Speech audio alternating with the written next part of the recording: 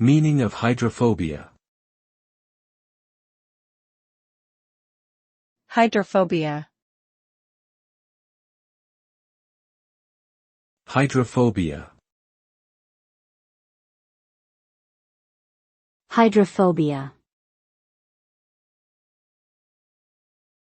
Hydrophobia.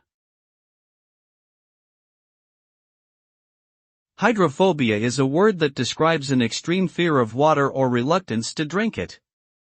It is commonly associated with the rabies virus, a serious and often fatal disease that can be transmitted through the saliva of infected animals. Rabies attacks the nervous system, causing symptoms such as fever, muscle weakness, seizures, and confusion. As the disease progresses, hydrophobia may develop, leading to a fear of drinking liquids because of painful spasms in the throat and difficulty swallowing. Prompt medical attention is crucial in treating rabies, as there is no cure once symptoms appear.